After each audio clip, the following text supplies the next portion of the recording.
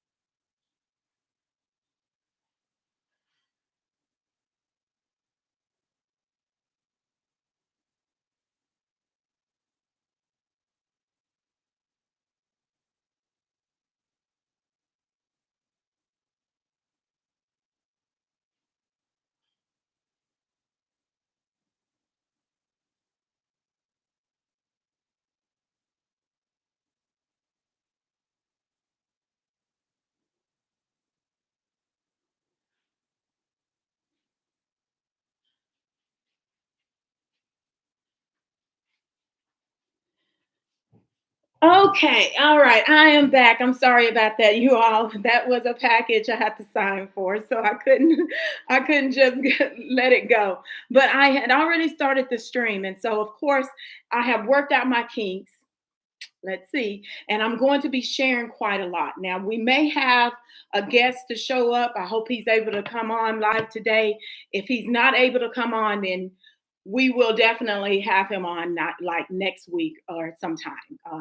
I might not, of course, I think next Thursday will be Christmas, a holiday.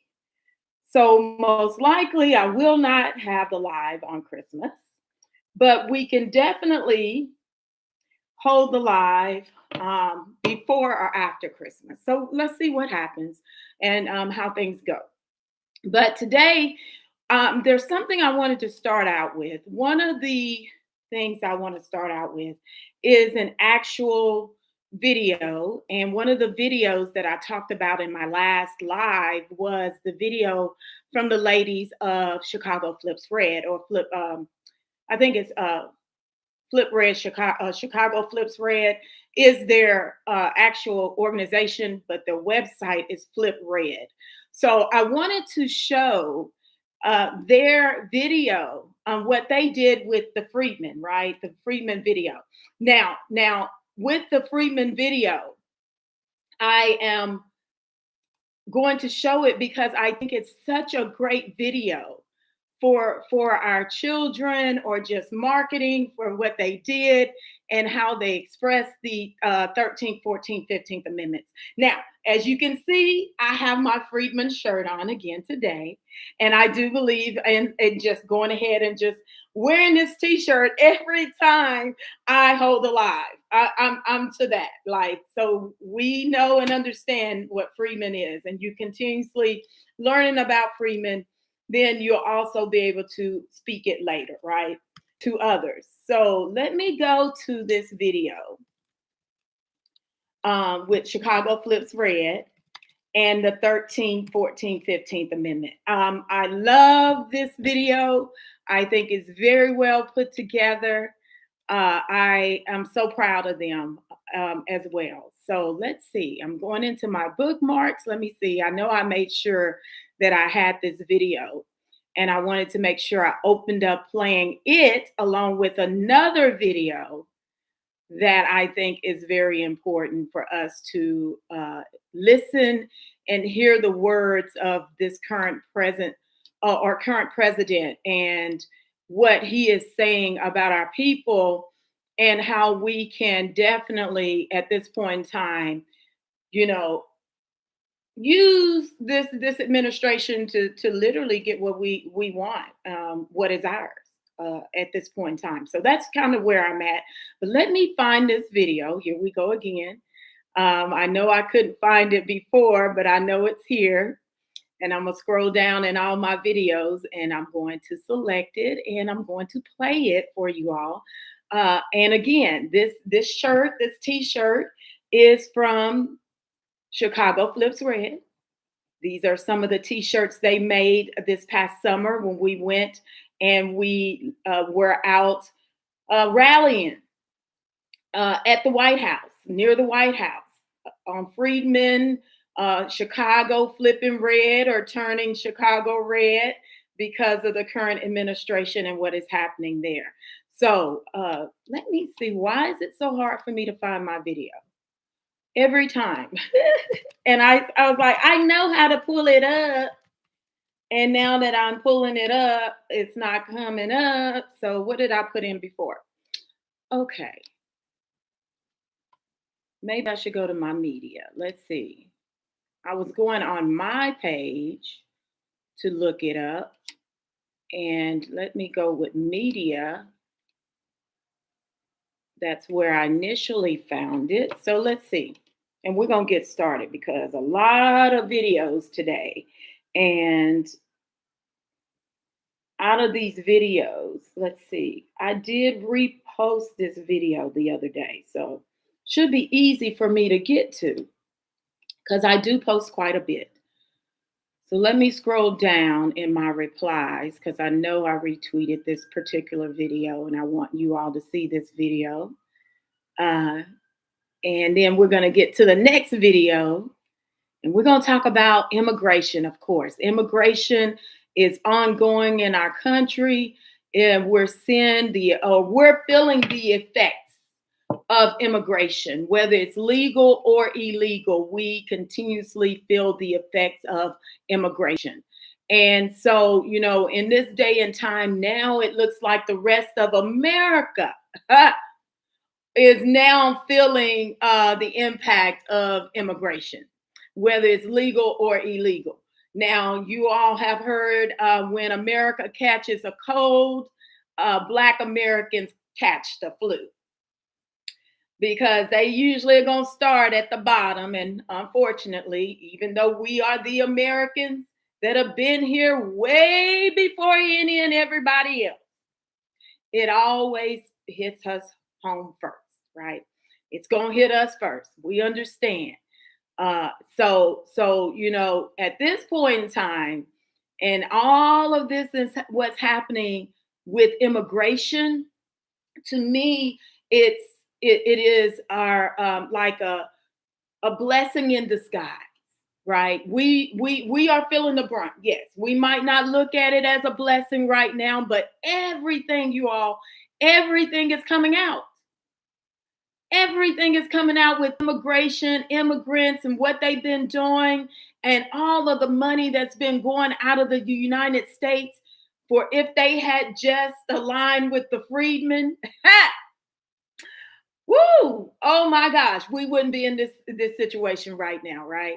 If they had aligned with the freedmen, meaning we've been repaired, we haven't been in our rightful place as the Americans that have been here, that built, developed, and advanced this nation, this society into a first world nation and a superpower, we wouldn't be in this predicament. But we have immigrants coming to America feeling entitled and then want to tell us what we can and can't have on our soil when any and everything here, it's ours. It's the freedmen. We did the work, right? We have the innovations. We fought every war for this country. And we definitely saved this union, saved the union, and saved America. So we're going to touch on some of that because President Trump administration is celebrating 250 years of America being in existence. And we have been here from the very beginning of its existence. We are integral in America being America and a superpower in this world, right? You cannot write out the freedmen. There's no way you can write out the freedmen and the higher power, aka God, the creator, and our ancestors are not going to allow you to write out the freedmen. We're gonna be right here. We are not going anywhere, right? So, okay. With that, I am going to bring up this particular, dang, where is this? Sorry, you all. I know I should have had this ready and prepared. And I thought I did have it ready and prepared. Oh, here we go. I have to scroll down to get to it, but I do have this video and I'm going to kick it off by playing this video because this video is very important. And I think, again, with everything that is happening in our country right now, and everybody coming to us upset and saying that we're the worst of this nation, when in actuality we're a blessing to this nation. We have made sure this nation operates in a certain way, and what I mean by that, um, righteousness, justice, right? That is the freedmen. We took that on. We've been doing it. And now others are complaining after they've used our plight to get what they wanted. And now all of a sudden it's been turned on them. And oh my gosh, I'm being discriminated against. Oh my gosh, I can't get into Harvard like I used to. Mind you, our ancestors built the Ivies. Our ancestors and some of our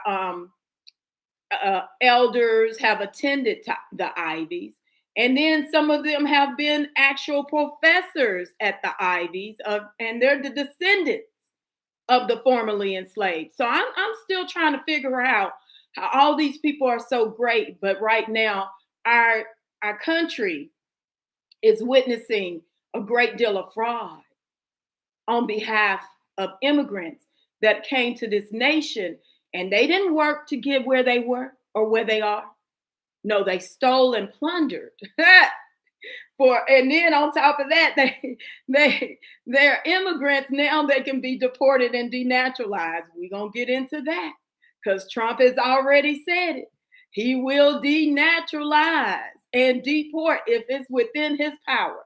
And I do believe it is within his power. So, and it's happening as they've already instructed the DOJ to start looking at some of these files, right? Okay, I'm really dumbfounded. Here we go again. I reposted this particular video so I could have it close nearby, and for some reason I'm not finding it. Let's see. I'm gonna go to Chicago Flips their page, and let's see if they have the video on their page, which I highlighted. Okay, so let me see. We're gonna get to it. But how are you all feeling out there about what is taking place in America right now? What is taking place with all of the fraud that is coming out via the immigrants? Okay, hold on. That's not that. I was going to their page and they are live. They're in a city hall meeting right now. So, and we know Chicago Flips Red is out here doing their work. Let's see, I can find this video on their page. I should be able to find it in their media. Just the fact that they are having to attend these city council meetings every day. They're having to be there to make sure that their voices are heard. And even then, they seem to want to kick them out of these meetings, right? Because they're speaking up as citizens of Chicago and highlighting how things are going in their city. And actually, they are advocating for themselves with the president and getting the president to understand what it is that they are actually going through in Chicago. And they are boots on the ground. They are making sure their voices are heard. And I'm so proud of Chicago Flips Red because they are not backing down. They are really literally out there doing the work. And I appreciate the ladies or I appreciate the group. There are men in the group as well. So I appreciate them. I appreciate the work that they're doing because more of us as freedmen must get out here and start speaking about what we're actually living through, what we're going through. So then also the president of the United States and the administration understand that we are speaking for ourselves in this grassroots movement, that we understand and know that we do not have any politicians that are representing us, even though you have voted for them to represent you. Right now, a great deal of these politicians are not representing us in this day and time, right? They're trying to tell us what it is they're going to do, and we're supposed to sit back and go along with it. And that's just not how this is supposed to be going. That is just not how the United States Constitution is written. These politicians are here to represent you. You vote for them, so then they go into these spaces, into these environments, the legislators, they're the legislation or they're the legislative body that represents your area, your district, your locality, and they're supposed to be doing what the citizens ask, not fighting for illegal aliens, not making sure that they receive your funding and your benefits. So I'm confused on how, at this point in time, we have the illegals, the politicians fighting more for the immigrants, illegal aliens, than the American citizens that have contributed to this great economy, right? And that goes into also how how the monies is going outside of our country, right? And the money should be coming right back and circulating within the United States. However, we have a great deal of immigrants that have been making sure that they send monies outside of the United States to their other countries, which shows that they don't have any allegiance to America, right? And so when we talk about the 14th Amendment, we got to talk about the allegiance. And I have found the video. And we're going to hold on. I'm going to play this video because I want everybody to see this video. Okay. I'm going to go back and I'm going to share my screen. I want everybody to see this because this video is phenomenal. And then with that, we're gonna continue on with some things that the president has said recently as well. The next video, and I'll make sure I pull that one up. But I'm gonna share my screen with you all right now, so you can hear this video because I think it's phenomenal. All right, so let's go. I do believe you both can see. I want to make sure that you all can see on both screens. Okay. All right. All right. So we're going to play this video. Here we go.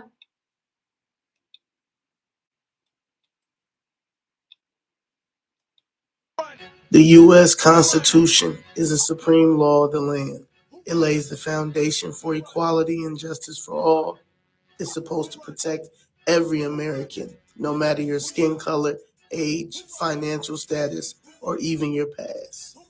If you take an oath to uphold the Constitution and fail to do so, you shouldn't hold office. And I'm going to make sure that we are the culture of America. We are the Bank of America.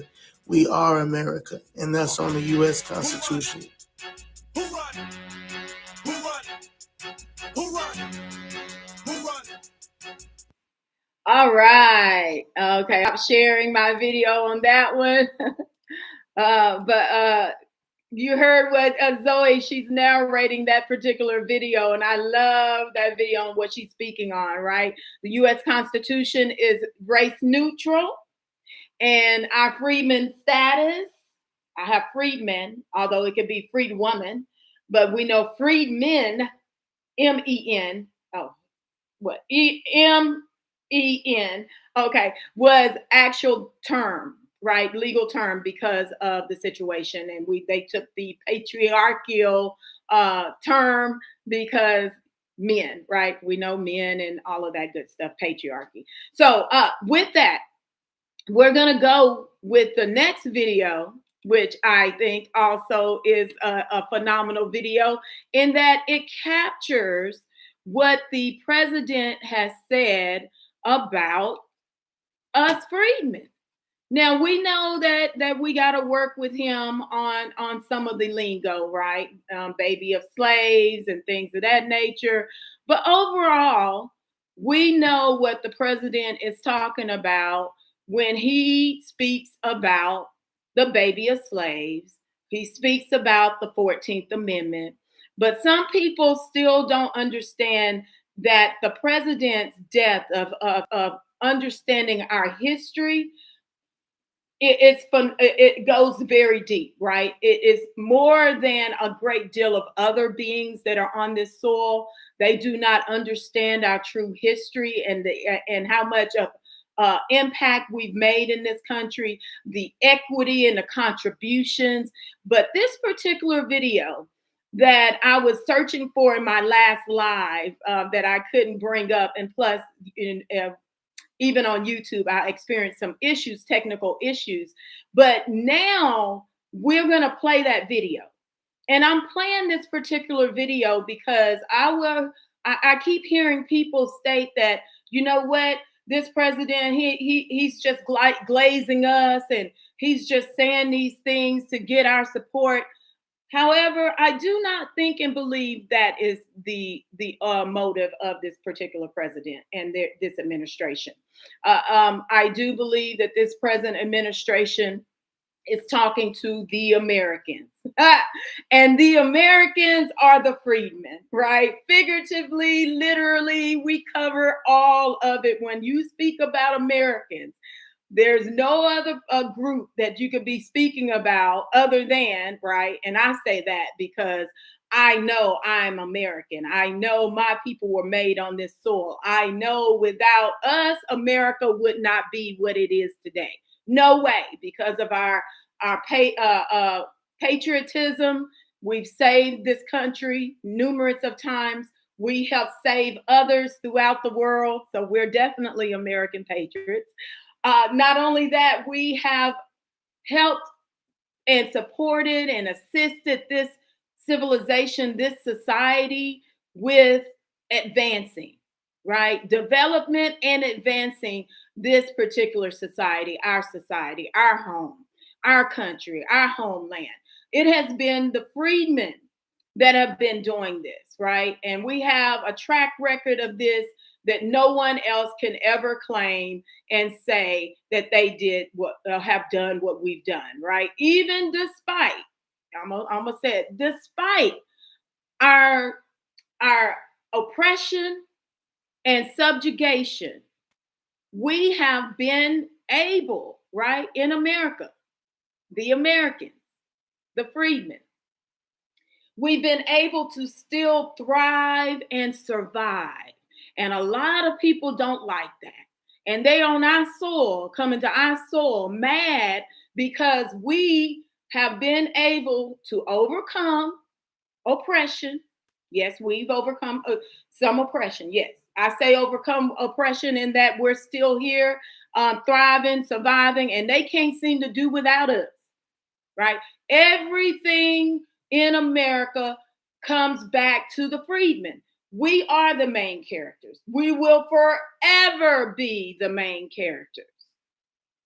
So anyone having a problem with us being the main characters, as we are the natives, indigenous, the aboriginals to America, that's the way you want to look at it, because basically we were here at the founding 250 years ago, and we've had an ethnogenesis on this soil.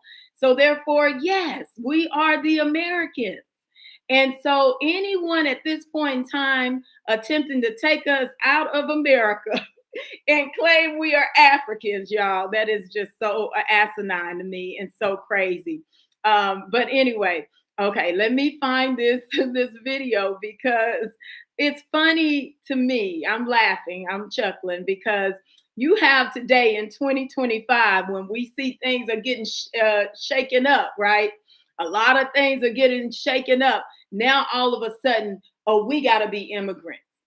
No. Oh, all of a sudden we're the worst of the Americans. No.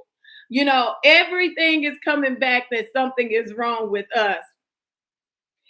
And when we know we've been the ones that have kept this country honest, right, and doing justice, and even with us right now, we're still here.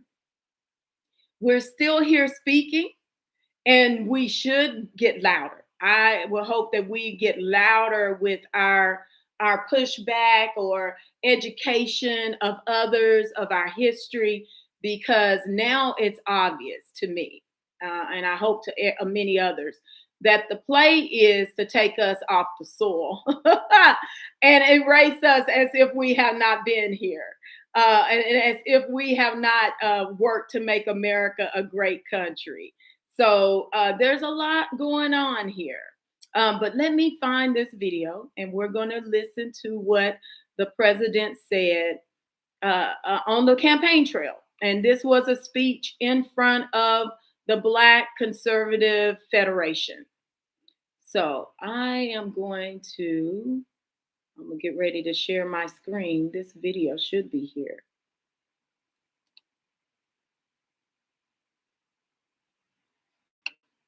Let's see.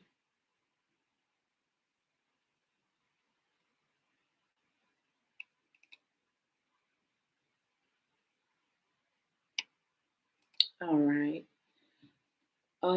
And let's see. Oh,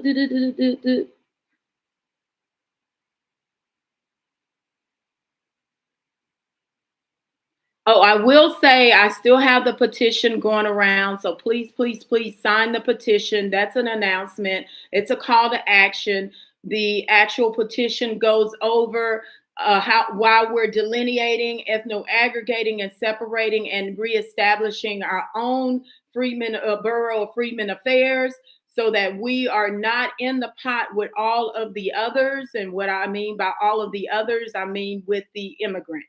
We should not, as the Americans, be in this pot with everybody else, where all of our resources are being siphoned off to these other groups that have no equity in this country, haven't contributed on the level as we have contributed in this country. And it's just another way to siphon off of our resources, so everybody else is receiving what is ours. And it's due time for us to make sure that we are receiving what is ours and what is specifically for us and our people, right? Considering our contributions and our equity. And that's how I'm moving right now as a freedman. And I hope everyone else are able to see that, and let's join one another and move in the same direction, because this is something that is this is how our wealth keeps getting plundered. That's the way I look at it. This is how our wealth keeps getting plundered. And then we're wondering why we are at the bottom, because everyone else is able to come in here under minority and all of that. And then they are able to siphon off of our resources that are specific for us. Just so I was having a conversation earlier about affirmative action. And there are beings that seem to think that, you know what, now that they're not able to utilize affirmative action, that they can call racism. No, let's roll it back. Let's roll that back. You cannot come here and claim racism when, first of all, race is a social construct created specifically to harm and injure the freedmen. No one else. That's the only reason they created the social construct. And then when you're an immigrant and you willingly come to America, understanding, right, the strength, the weaknesses, the opportunities, and the threats of coming to this country, you didn't see racism as a threat. You didn't see racism as weakness to this country. You saw it as a strength. You saw it as an opportunity to come to America and continue the oppression, aka racism against the Americans, the freedmen.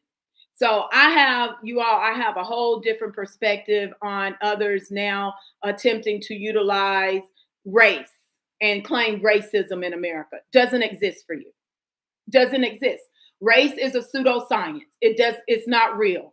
And it was created, I will repeat, it was created in America to specifically harm and injure the freedmen. Has nothing to do with others because they've never ever lived this plight, right? And in the process of the freedmen making sure that the government and country aligns with the Constitution, and also making sure that we had our unalienable rights, we fought for justice and righteousness. That has been only the freedmen in America.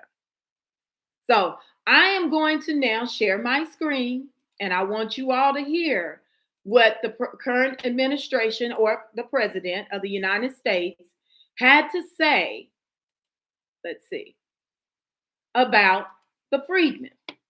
I want to make sure I'm sharing both screens, so I'm going to share again right here, and let's listen to what he says in this when he's at the Black Conservative Federation, right? Okay, so we're going to listen to what he has to say and make sure you all can see in both views. All right, let's get to it. Let's listen. American Black patriots fought and bled on the battlefields of the American Revolution, and they really did. When you read the history, what they gave up, they gave everything to smash the chains of slavery and preserve our nation, and they did it with incredible bravery. They helped win the Wild West, tamed the skies, and saved freedom in the Second World War. They're warriors. From the very beginning, Black Americans have been a vital part of the American story, helping to make this the greatest nation in the history of the world. So true. Thank you. We thank you. We thank you for Black patriots. Okay. All right. So I'm going to play it one more time. Just so it's out there and you can hear it again and process exactly what you heard. It's just a little snippet, but let's hear what President Trump says about the freedmen, aka Black Americans. Fought and bled on the Black patriots fought and bled on the battlefields of the American Revolution, and they really did. When you read the history, what they gave up, they gave everything to smash the chains of slavery and preserve our nation, and they did it with incredible bravery. They helped win the Wild West, tamed the skies, and saved freedom in the Second World War. They're warriors. From the very beginning, Black Americans have been a vital part of the American story, helping to make this the greatest nation in the history of the world. So true. Thank you. We thank you. We thank you for Black patriots fought and bled on. Okay, so I'm going to stop sharing screen. I wanted to play that particular video. I found it, I located it, and I've been posting it throughout on my page because I want people to understand what is at play right now for us as the Americans first with this current administration. A lot is happening in our favor. That's the way I see it, right? So we can, at this point in time, leverage, right, what is ours, our credibility, our equity, all of that. And those of us that did vote for President Trump, we have some leverage right now, right? And we want to capture it. We want to make sure we are at the table. sitting with President Trump and giving him our proposal so that he knows that we understand that right now we don't have any representation, even though we voted for these elected officials. Right? They have taken your vote and they didn't care. They're squandered it because they have a mission of making sure aliens, illegal aliens, and immigrants receive all of your resources and your benefits, including your birthright. With the 14th Amendment, they're challenging the interpretation of the 14th Amendment to claim that anybody can come on this soil can have a baby and it's a legal citizen. The logic, right? And this only just started happening in the 90s and 2000s, you all. After 250 years, all of a sudden, in the last, 10 years or 20 years and 220 years, all of a sudden, an immigrant can come here and have a baby on the soil and the baby is a citizen. I'm going to keep saying that because it's just not adding up. And we got to realize the math ain't mathing. Ain't no way that's math.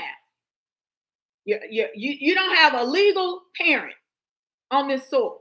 You don't have a permanent residence on this soil. You don't have an allegiance to America on this soil. But you can have a baby on this soil and it's a citizen. Y'all, that irks me. It irks me. It irks me. It irks me. And we've got to talk about it because that is not the Constitution. Not at all. Okay, so with that, those videos, there's one other thing I wanted to cover that we didn't talk about initially in the last live on the 14th Amendment and immigration, that I also think this is very important to highlight how there's one Civil Rights Act. I did go over the Civil Rights Act of 1866, but what about the Civil Rights Act of 1871? I think this Civil Rights Act is very important because then it gives you a little bit more understanding of how we know the 14th Amendment is specifically for the freedmen and in that time period, right? Okay, so I'm gonna share my screen again. And I'm going to the Federal Judicial Center on the Civil Rights Act of 1871.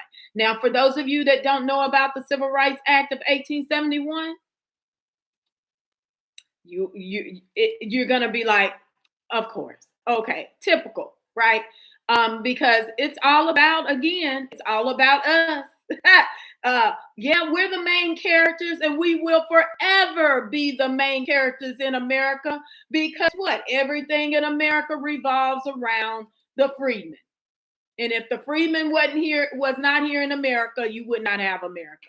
Point blank, period. Now, I want you all to read what I have on the screen. And it's the Civil Rights Act of 1871. It was ratified confirmed April the 20th, 1871.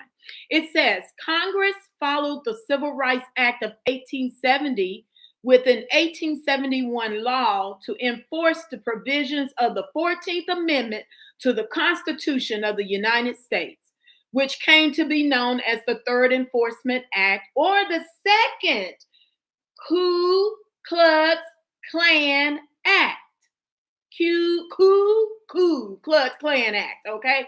Like the prior year's legislation, the act was designed in large part to protect African Americans from Klan violence during Reconstruction, giving those deprived of a constitutional right by someone acting under color of law the right to seek relief in a federal district or circuit court. This part of the legislation was later made a part of the United States Code 42, United States Code 1983, and served as the basis for many federal court lawsuits against state and local officials. Well. What does that say? It says that this particular law, constitutional law during Reconstruction, this act was designed in large part to protect African Americans from Klan violence during Reconstruction, given those deprived of a constitutional right by someone acting under color of law the right to seek relief in federal, district, or circuit court.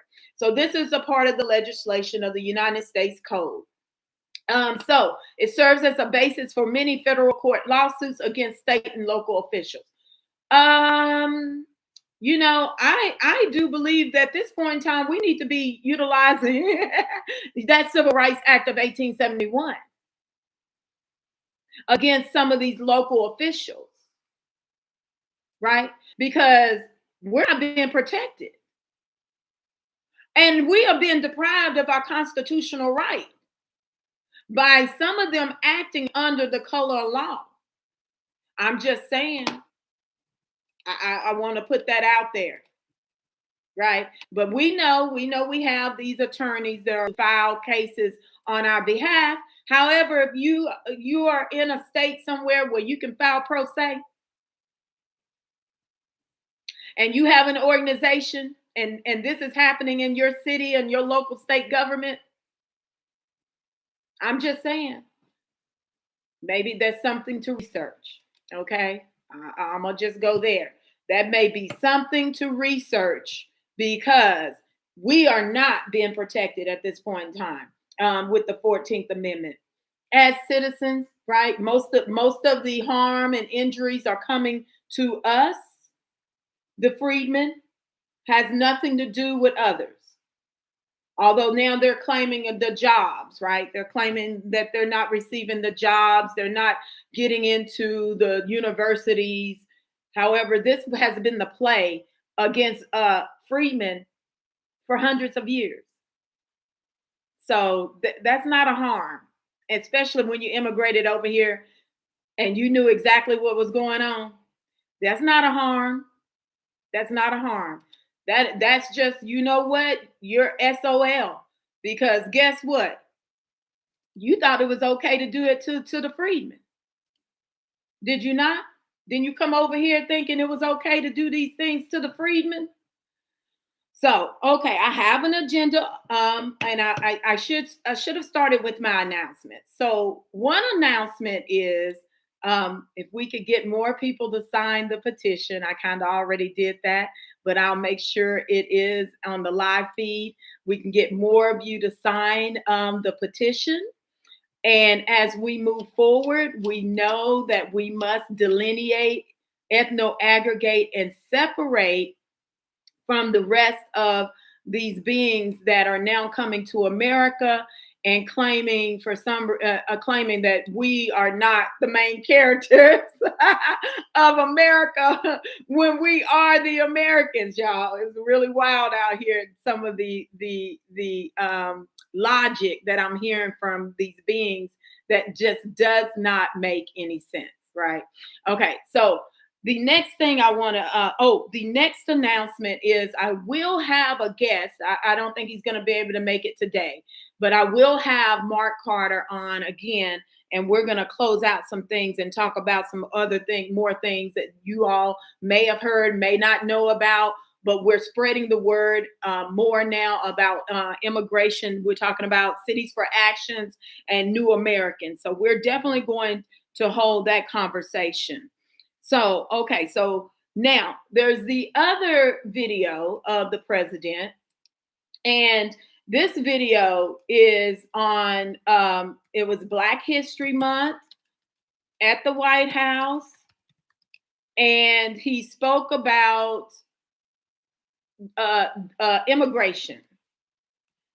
And he speaks about immigration and the impact of immigration on the Black American. So I do want to play a snippet of that, because that gives you, again, it goes into how this sitting president and administration is acknowledging the freedmen, right? And in that, in acknowledging the freedmen, it only helps us to now make sure that we are getting out here and we are speaking And then we also are informing this particular president that there is no representation. We, the grassroots, are representing ourselves at this point in time, because there is not any representation. I will repeat, we do not have any political representation right now in Congress, on our local and state government. So we need to make sure this administration understands that the grassroots are representing themselves. And that's grassroots of freedmen. We are here. We're ready to sit down at the table. We have plenty of beings that have the experience, wisdom, know how to move in professional and political spaces, right? You know how to move in a professional space, you know how to move in a political space. It's not any different, right? If you know how to work with teams, you should know how to play politics, because it is a team effort. It's not just, as you can see, it's a team effort, because you see how all these politicians that are supposedly representing us, none of them are speaking for us. They're all on the same team, right? They're all together on their mission. So we got to be all together on our mission. So give me a moment. I want to get to the place where he speaks about immigration, and he acknowledges that Black America has been the most impacted with immigration. And I want you all to hear that from the horse's mouth, because we know individuals will say, oh, he's glazing y'all. He just glazing y'all. But we got studies.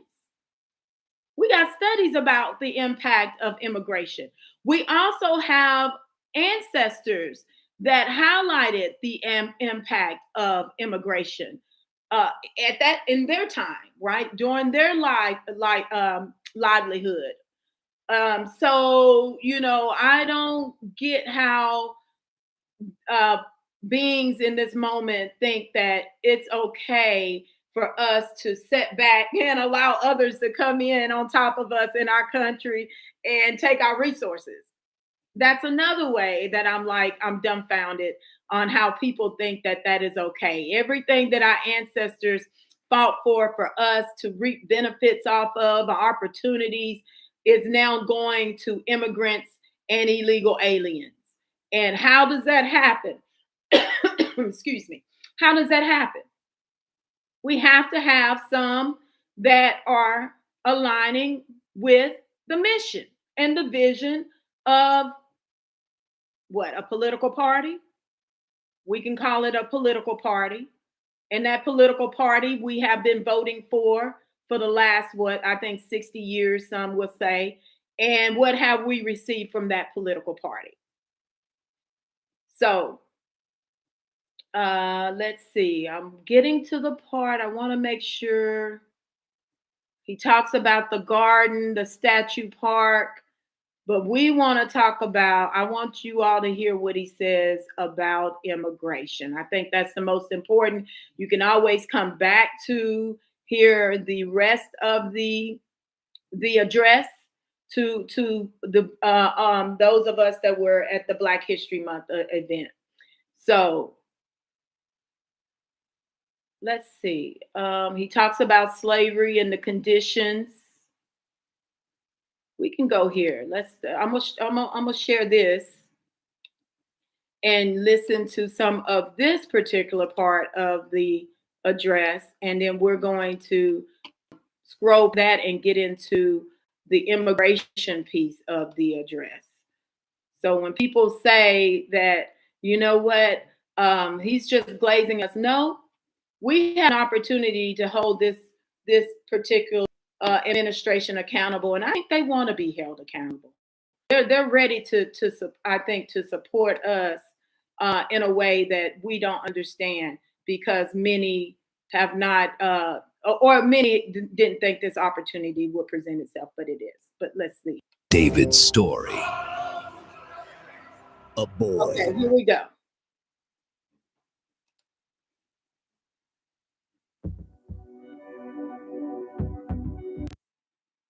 Oh, I'm sorry. That's not the video. I thought it was of the president. This is not what I wanted. That's not the correct video. Although it gave me a transcript. Hold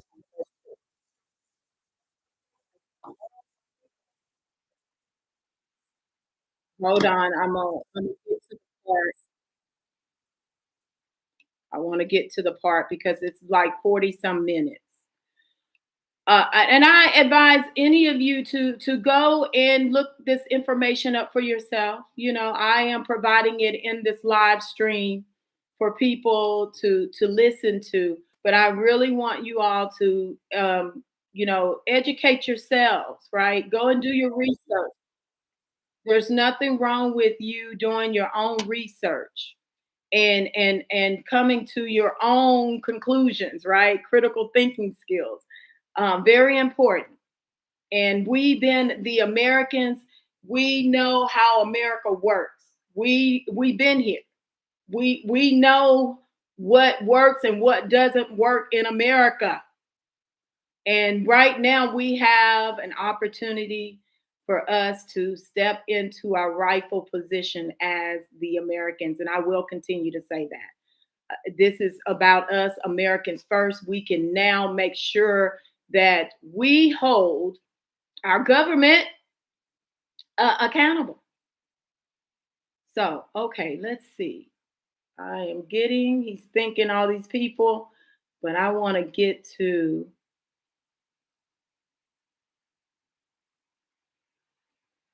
okay, we'll start at the 1944 place and listen to what he has to say, and then we're going to continue on because this is a part of, again, earlier, a part of his speech.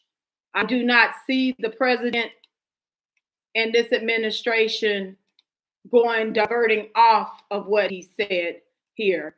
And so let's listen to what he has to say. It's the 1944 mark. And I think we've done more in 4 weeks. Well, certainly than the last administration did in 4 years. They actually went negative. They actually went in the wrong direction. Together, we're going to be fighting long and hard for Black Americans and all Americans. We're going to be fighting for all Americans. We've secured our border and we're stopping the invasion of our country. You know, our border right now is more secure than it's ever been. And we had the record 4 years ago. We had the record. We had the lowest number in history, and now the numbers, Tim, are even lower than they were then. And we're honored. We're allowing people to come in from all over the world, from prisons and jails, mental institutions, insane asylums, gang members. They had drug dealers. They had everybody dropping in. And we had this ridiculous open border policy. They drop in. And I'll tell you, the people that were affected the most were Black people. You were affected the most in terms of the crime, in terms of the drugs and everything else. And we have the border shut down. We allow people to come in. We want people to come in, Tim, but we want them to come in legally. They're going to come through legally. So we're protecting American workers, including millions of Black workers. And we have a thing called reciprocal tariffs. If they charge us, we charge them. This is opening up. We just signed the bill and taken billions and billions of dollars, and we're making our country very healthy again and very rich again. We want to be very rich again. We've been taken advantage by everybody. And you've been watching Doge, where we found billions, tens of billions of dollars of fraud and waste and abuse. And that's just the beginning. And Elon Musk has done an amazing job, I have to tell you. Him and his super geniuses, you know, these are seriously high IQ people. And nobody's going to talk them out of anything. They go in and they're finding billions. I mean, literally tens of billions of dollars that we just started. And I think that's going to have a big, big impact, Brooke, right? So we want to just really say, and I have to say to you, I look at this turnout, I look at the love in the room. This is just love in the room. And I remember the first time I did this, my first administration, one of my first meetings. It wasn't this large a crowd, Tiger. We had about 5 people in the front. We had maybe 5. Okay, so the president knows that he's growing on us, right? He knows that the black vote is growing. It's growing. He recognized that. But you all heard. I wanted to make sure that you could hear where he stated that he knew, and they know and understand, right, that the immigration was more impactful for Black Americans. You heard it from the horse's mouth, right? So the people, he says, and I'll tell you, the people that were affected the most were Black people. We're the only Black people in America. I do not include melanated immigrants as the Black people of America. No way. That's why I highlighted the Civil Rights Act of 1871. African Americans, Black, Negro, colored, mulatto, those are us. That's not immigrants, especially who melanated immigrants in 1871. So with that, I wanted to make sure we covered that so that people would hear this, even when you came to this podcast, that you would hear what the president actually stated, and that he's very much aware that immigration impacts the freedmen the most, right? And we know that a great deal of the immigrants have been placed into our neighborhoods, into our communities, and they're taking jobs from predominantly our community because they're in our community, and they're coming into our community and they're retrieving the jobs or receiving the jobs. So along with that, they are also receiving all of our tax dollars to build out their own communities, right? We have them with stores in our communities. We have them with all kinds of businesses in our community, which is I'm gonna go and play this particular. I will play this video as well, where a gentleman is going throughout his community and he highlights how all of this immigrants own. And we, the Americans, right, have been here. We've done all of this work, and we have so much equity and contributions in this country that we are not reaping our rewards, our benefits, our opportunities, you all.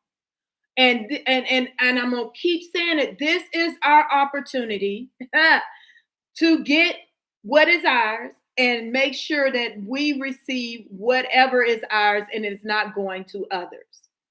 So again, let me find this particular video, and I'm gonna play this video because when I watched this video, I have to admit, I was very upset. It was like, him driving down, pointing it out. I see it all around me. I grew up in an area in the South, still all of us all around.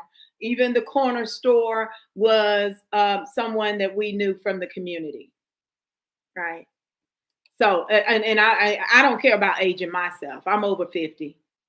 It is what it is. I don't have a problem with telling my age, but I want people to understand that every time immigrants come to this country, we lose. We lose what is ours. How does that happen? And why should we? And we should not be okay with that. There's no way we should be okay with our wealth, our contributions, our equity being squandered for others that, you know what, they're so great, then they need to put the time in. They need to put the work, the time, the energy, and work into it, right? Work ethic into whatever they want to receive whatever they want here. Because this is the land of the free and you can create and do anything you want to do. However, coming here and on the backs of my people, of freedmen, and claiming you are successful and we're not successful and that we're the degenerates Americans, I have serious problems. I have serious issues with that. I take some serious issues You don't get to come to my country after my ancestors survived a Holocaust, oppression, and then you get to come here and tell me my people don't mean anything. They don't have any contributions of equity on their soil and their homeland. Do y'all see how that is illogical? Some of the things that these beings are saying to us are just really illogical. And that's the psyop to me. That's the reverse psychology they want to play on you to make you feel some kind of guilt or shame for what? What do we have to be ashamed of? Because despite everything that has happened to us, we still fight. And we still stand in who we are as freedmen. What our ancestors did, we stand on it. We don't have to lie. We don't have to do anything to other beings to catapult ourselves onto a level of righteousness and justice, right? It's just something natural, innate with us. We don't have to degrade others to make them feel some type of way. And to make them feel like, you know, oh, I'm American or I'm a part of this. No, we don't do that. We don't do that. But we see how others do come to America and harm and injure the freedmen, and they go about it like it's natural. That's the way to go. And we know better than that. Now I'm gonna get to this video, and then we're gonna go back to some of the video of the president and what he said the other night in his last night in his address. Now it was a short, brief address, but you know what? He's covering a lot of things and what has happened in the year and how this has only helped the freedmen, right?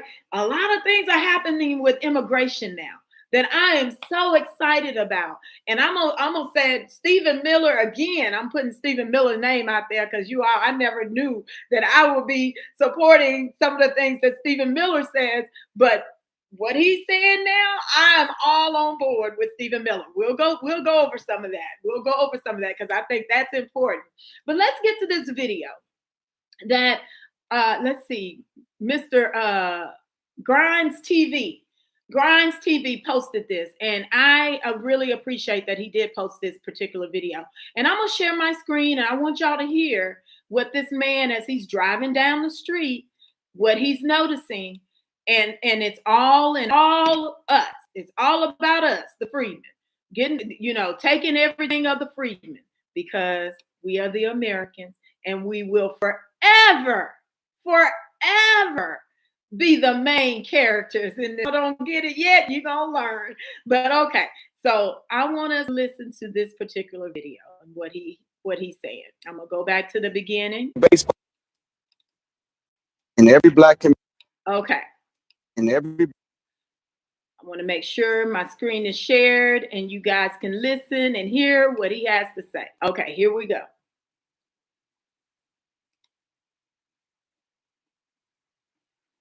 Black community, you have a Pakistani or an Indian-owned convenience store attached to the gas station. You got an Arab-owned, you buy, we fry spot. You have a Vietnamese-owned nail tech spot. You have a Korean-owned beauty supply house. You have a Jewish or Caucasian-owned payday loan spot. Does any of them live where they get money? None of these foreign-owned entities support even the Pop Warner Football League or the basketball team or the Little League Baseball. You never even seen their names on the jerseys before. They do nothing for us. So we live in a colony right now, brother, and not a community. The people that own the property and the businesses don't live in the environment. And extract everything out of it. But a community is when the people that live in the environment own the property and the business and reinvest in that area because they are benefiting from it and they want to increase the value of it. Okay. You heard what he said? He said, we're still living in a colony. So basically, what he's stating is everything in our neighborhood that's supposed to be for us, all of this is ours. All of America is ours. Okay? All of America, any and everything here in America is ours. Because we work for it, right? We put in work for it. We have innovations in this society, and we're the patriots of this nation.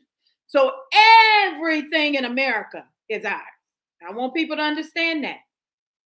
Don't get it twisted. Everything in America is the freedman. The freedman or freed woman, but it's ours, right? So with that, we're seeing immigrants come into our neighborhoods, into our spaces, in our country, take what is ours. How? When none of it is theirs. So again, the math is not mathing. Because how can an immigrant come here, set up a business that we know our ancestors did plenty of these things back in the day? And what happened? Right? Many of the businessmen that were lynched, or many of our ancestors and elders back in the day that were lynched, were businessmen. I don't know if you all know that, but when you read and do your deep dive and research, most of the lynching victims were businessmen. And they didn't want them to prosper. Right? So when I hear people talk about, well, we need to do this like such and such. We need to do this like the Chinese. No, we don't. We already did it. We already did all of this. And we were the ones targeted because we were doing for ourselves. We had a sense of autarky. We had a sense of independence, autonomy, but they destroyed any and everything that our people created because they didn't want them to be successful.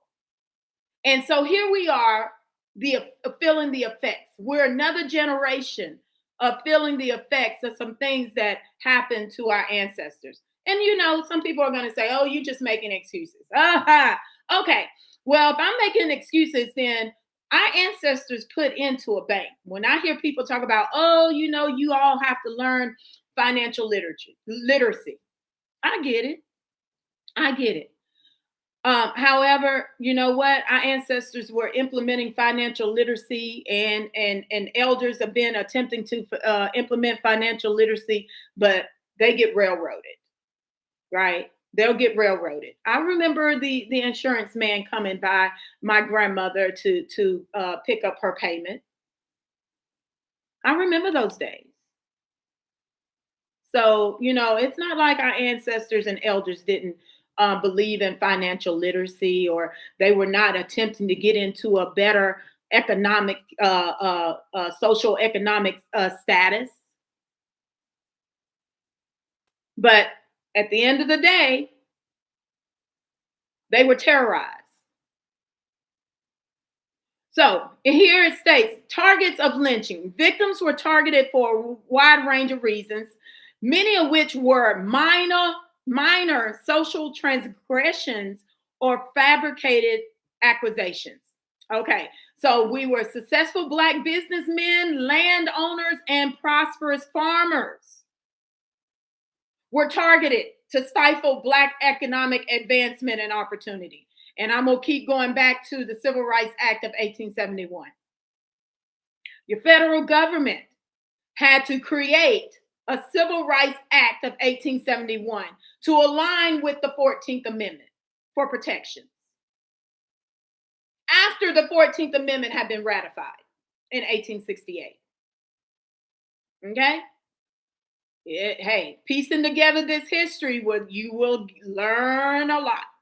And again, I'm encouraging you all to go out there and do your own research and come to your own conclusions.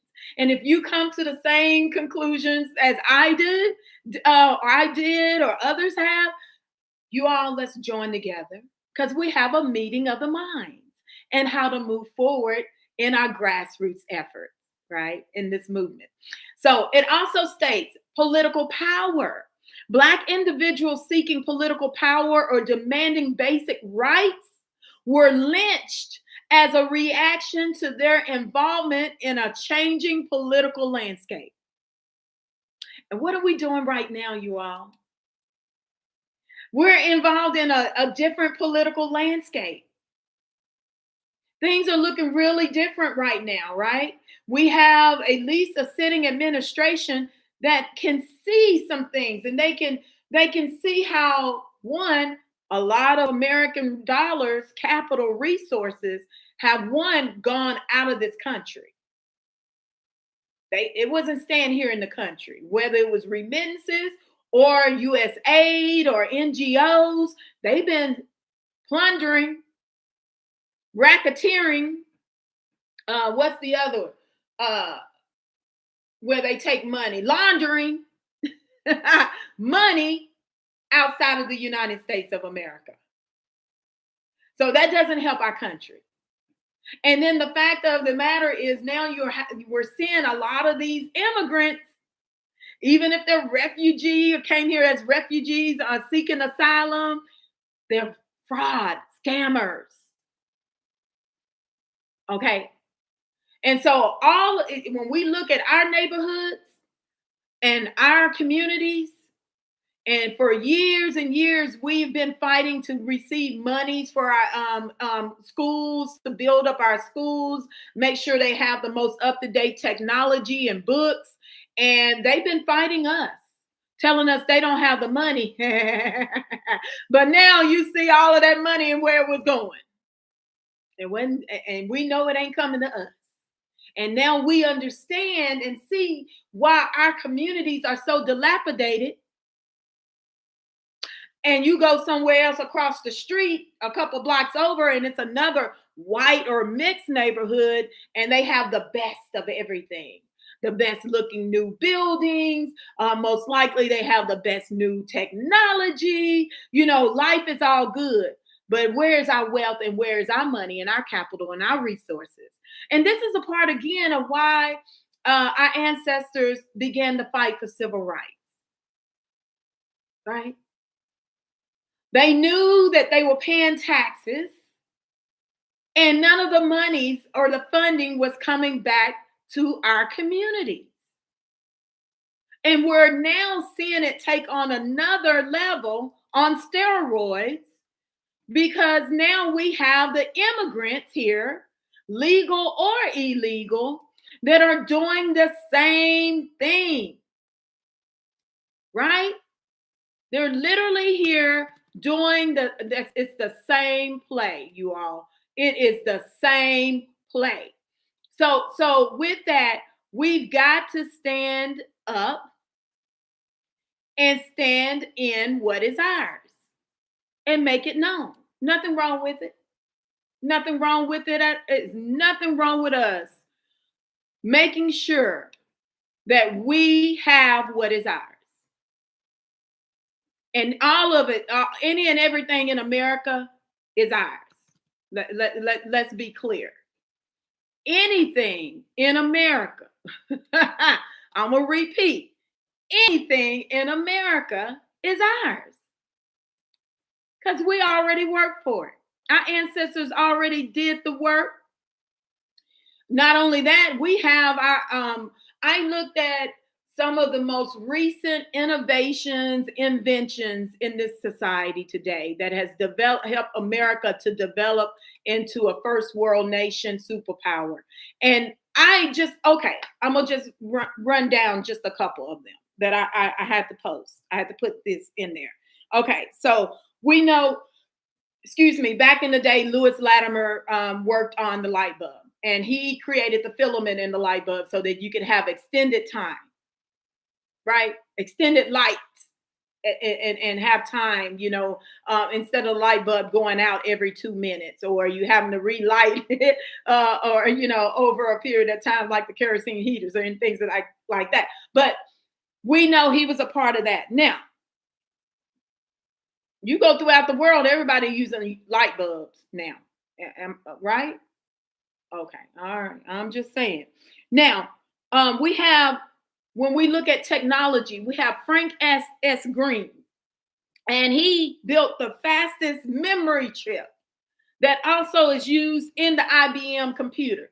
Now, that leads us to the IBM PC computer, leads us to Dr. Mark Dean, that also created the PC, the IBM PC, along with peripherals. Okay, all right. So those are modern day technology.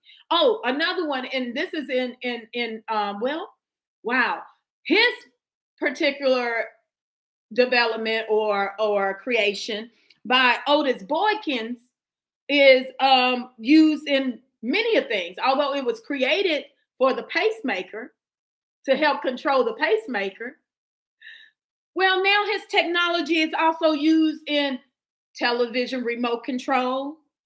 They say it's been used as electronic devices, control devices that guide missiles, along with, oh, I said TV, right? And anything else that they're utilizing this man's creation, his invention for in today's modern day technology or society today in America, right? So that's one. And I talked about Mark Dean. Henry T. Sampson, you can go look him up as well. Now, this elder, he's now deceased, but he created the gamma electric cell that it can be used, a part of nuclear energy, converts energy generated from radiation of high energy rays into electricity. And the president was talking about how he's allowing these guys now or whomever to find out different ways of creating electricity and utilizing it throughout the society. You all, come on now. Now this is our people. This is freedmen. So then we have Jesse Eugene Russell, worked for Bell Labs. He made sure there was microprocessors set up, and they're giving him the credit of actually creating digital cellular and telecommunications. Okay. All right. I have to put that out there because a lot of these things that we're seeing right now, that all these other immigrants claim that Black Americans have not had any input in this country, they're building off of what our ancestors already created, invented, and utilizing it in this society. They're just building off of it. It's not their own creation. Okay. And you will have some that say, oh no, they built off of other creations. No, they didn't. You can go look at the patents. In some of these, now the IBM PC computer, there was no PC computer, personal size computer. We already know that. Okay. So those are just some things I wanted to read off because, again, we need to be at the table doing us. We need to make sure that freedmen are representing ourselves. Right? When we go sit down and talk with the president, yeah, we need to be freedmen at the table. And only the freedmen and the grassroots. I'm going to keep saying it. Okay, so with that, I'm going to now go through some snippets with Trump and what he said from his address just the other day. And I think these are important snippets because he is speaking on what is happening in America, what they have been working on. And you know what? At this point in time, I do believe we are seeing some of the effects as we move forward. And what I mean by that, they are definitely going to make sure that deportations and denaturalizations are increased in America. And I'm pretty happy about that. I'm happy. I'm happy that they have said we're going to have an immigration moratorium and we're going to make sure we put a pause on these visas. So I just think it's going to be a matter of time that they officially, via Congress, decide that, you know what, we need to implement an immigration moratorium. And I will be so excited when it's official. But right now, I have to say I'm excited that the president and his administration are acknowledging the impact of immigration. Now, I'm going to show this little snippet of the president. He's celebrating the 250 years of America, right? And we know that we've been here from the very beginning. So let's just listen to this. It's 3 minutes and 17 seconds. So I'm going to share my screen. We're going to listen to what the president has to say about celebrating 250 years. And we're going to also get into immigration, because that definitely impacts us, right, on a whole nother level. So here we go. We'll listen to this one, and we're going to do some on what the president is saying as the year ends and what he's done for this year. Scene for America's 250th anniversary on July 4th next year. Already we've had big celebrations to commemorate the 250th birthdays of the Army, the Navy, and the United States Marines, but there is much, much more to come. We're going to have a good time.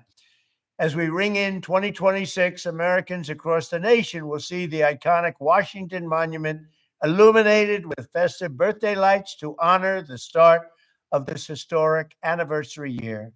Then from June 25th to July 10th of next year, we will host the Great American State Fair on the National Mall, featuring pavilions from all 50 states, breathtaking innovations, and celebrating America's exceptional history and culture. Frankly, you'll never see anything like it, and you'll never see anything like it again. In the fall, we will host the first ever Patriot Games, an unprecedented 4-day athletic event featuring the greatest high school athletes, one young man and one young woman from each state and territory. But I promise there will be no men playing in women's sports. You're not going to see that. You'll see everything but that. As I first announced in 2020, we will build the National Garden of American Heroes, featuring statues of all-time greatest Americans. And we will build a triumphal arc as we celebrate 250 years of American freedom. We are the only major city. We are the only major capital. We are the only major place without a triumphal arc, a beautiful triumphal arc, one like in Paris, where they have the beautiful arc in Paris. They call it the Arc de Triomphe. And we're going to have one in Washington, D.C. very soon. Construction will start in the very near future. And next spring, we will host a major prayer event on the National Mall to rededicate our country as one nation under God. We're not changing that. There are a lot of people who would like to see it. It'll never happen. And on Flag Day, we will have a one-of-a-kind UFC event here at the White House. It'll be the greatest champion fighters in the world, all fighting that same night. The great Dana White is hosting, and it's going to be something special. But all of this is just a beginning. 2026 will be a celebration of America like no other, honoring our nation in all of its glory. To help carry out these exciting plans, we have created a new public-private partnership. It's called Freedom 250. Working with states, companies, and organizations across the country, we will renew the patriotism, pride, and pioneering spirit of America and lay the groundwork for the next 250 years of independence and freedom.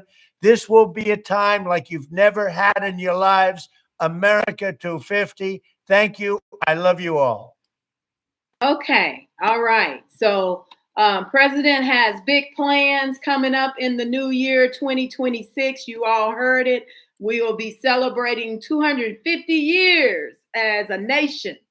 And the freedmen, we've been here for 250 years as a nation and another 200 some years, right, with the colonies, right? So can't take us off the soil, and we will be the main characters. Now, I'm hoping that people heard him state that he's working with all kinds of private and public organizations.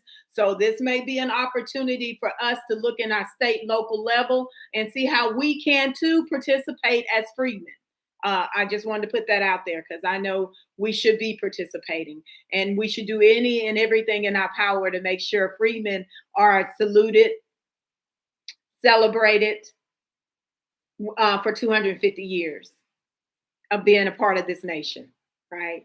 No way we should not be a part of that. So I'm definitely going on that website, and I'll be going to look and make sure that I and other organizations are aware of where we could fit in these plans, and then make it known as well to some of Trump's administrators that we want to be involved with this as well, right? As freedmen, no doubt. Okay, so now I'm going to continue to scroll and get to another video by the president in his address that he gave last night.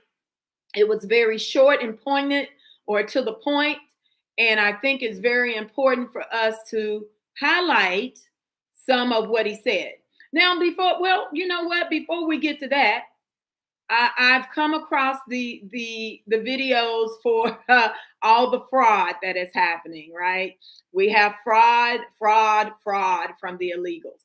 And so here's a recent city council voted to allow animal sacrifices for religious purposes. And this is Michigan. So you know, when I say Michigan, what ethnic enclave I may be referring to.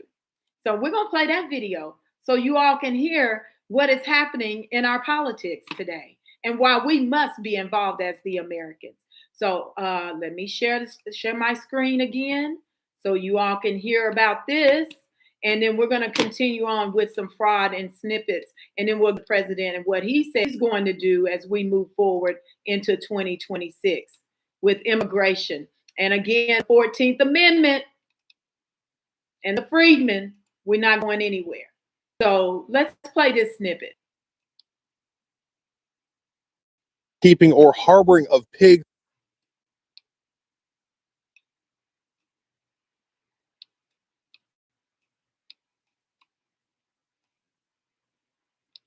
Okay, here we go. According to the ordinance, quote, the owning, keeping, or harboring of pigs, horses, cows, sheep, goats, llamas, domestic fowl, outdoor rabbits is prohibited, and this section does not apply for temporary religious sacrificial purposes as permitted by law. Our city is dirty enough. We don't want to make more dirty. Debates raged on for at least 3 hours at Hamtramck City Hall over the new ordinance of sacrificing animals. Really ridiculous, catastrophic resolution. If it's not passed, then we are ready to take it to the court for the religious rights. It's constitution. This was the second debate of the new ordinance, and there was a crowd outside of the City Hall chambers filling out cards to speak, and they were watching it on closed TV. No, it's not safe or sane or humane because basements or kitchens or backyards are not suitable places for live animal slaughter. Many people, including Muslim residents, were against it, citing sanitary concerns if the animals are sacrificed in a home and not in a sterile environment, especially in the tight-knit neighborhoods of Hamtramck. The ordinance that was passed on Tuesday night says religious sacrificing of animals can be done as long as it is done legally and humanely. I think it's the best compromise. We don't want to restrict religious freedoms, and we don't want to keep it random without regulations. Many Muslims pay a butcher to perform the religious sacrifice, but for some families, it's just not practical, says Nawar Ali with Care Michigan. A lot of families will typically do it in the confines of their property, like in their backyard, their garage, and again, dispose of the animal accordingly. Sharon.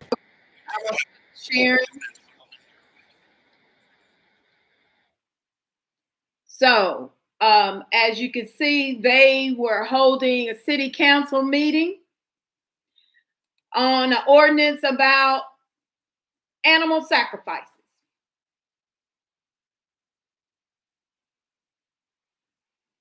This is what's happening in America. You're America. Freedmen. Our America. When did we even think about having to create an ordinance on how to sacrifice animals in this country?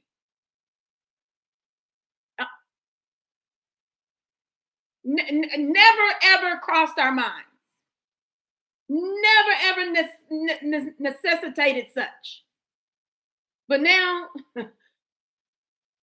we got people in city council, government, local level claiming that we need to create ordinances for people to sacrifice animals. All right, I'm gonna keep going. I just want to highlight these things. I'm not gonna go over another, let's see, we got another 15 minutes. Let me get to the rest of these clips that I want to highlight, because some of this stuff is just ridiculous. And this is, you all, woo, we definitely got to make sure we are in these spaces, and we are ensure that our voices are heard. Okay, I'm gonna share my screen again. You all know where I'm going. I also am gonna, before we close out, I'm going to share what Biden said compared to what Trump is saying and what Trump is doing. Biden said a lot, but he didn't for us. So, you know, but he sure enough told you, you better get ready to be dealing with them immigrants. So, U.S. citizen, which they Neil Bonner and Saul Elise May. We're going to start with this video. And then as we do that, I'm going to pull up the other videos and get to the president. And then before I get to the president, we definitely got to talk about what Biden said and how this president and this administration is moving differently than what Biden and Harris was doing. Okay, so let's listen to this. I'm gonna make sure you all can see my screen. Okay, perfect. Now let's listen. For large-scale SNAP benefit trafficking, a scheme that turned a program designed to feed families into a multi-million-dollar criminal enterprise. SNAP benefits are also known as food stamps. The defendants are charged with one count of food stamp fraud. As alleged in the charging documents, these men abused one of the government's most critical safety net programs for their own financial gain. This is taxpayer money meant to keep people from going hungry. These defendants decided to take it for themselves. These defendants exchanged SNAP benefits for cash, which they pocketed. Bonner, a naturalized U.S. citizen from Haiti, owned the Conswello variety store. Elise May, a lawful permanent resident also from Haiti, owned the Saul Mache Mixe store. These two businesses were co-located within a single storefront in Boston. To be certain, these were not supermarkets. They were not full-service groceries. It would be a huge stretch to even call them convenience stores. In fact, the only thing convenient about these stores was how easy it was to commit SNAP benefit fraud. To put this in perspective, the Conswello variety store is less than 150 square feet in size, smaller than some bathrooms. The Saul Mache Mixe store was approximately 500 square feet in space. By contrast, a supermarket can be 20,000 to 60,000 square feet in size, have a dozen or more registers, and employ numerous employees. Both the Conswello variety and Saul Mache Mixe stores had one register, no carriages, no hand baskets, and very little food for sale. One legitimate supermarket in the same area as these stores redeems approximately $80,000 in SNAP benefits per month. Over the last 20 months, the Conswello variety store was redeeming between 3 and 6 times that amount monthly, with nowhere near the space, inventory, customers, or infrastructure to support it. The Saul Mache Mixe store redeemed over $120,000 in SNAP benefits in the last 6 months. Simply put, there is no plausible way SNAP eligible food could have been purchased from these stores for this long. Yet these.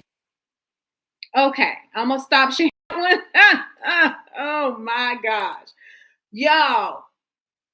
$120,000 to $80 to $120,000, and these are little bodegas.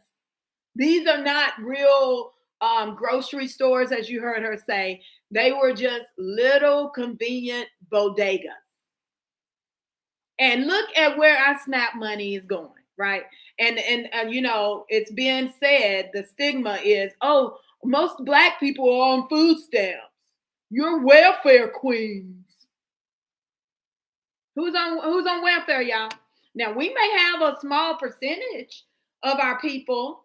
When I say a small percentage, out of 43 million, 44 million people, we may have 8 million that are utilizing SNAP benefits.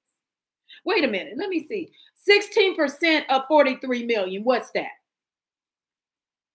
I think I read somewhere we had like, or let's go with 23% or 43 million. How many, that means how many of our people are on food stamps? Close to 10 million, 9,890,000, right? Out of 44 million, 43 million people. But we're the welfare queens. And look who's stealing all of the SNAP benefits. They coming in here, y'all, knowing how to work the government. Knowing how to work the government and fraud. Straight up.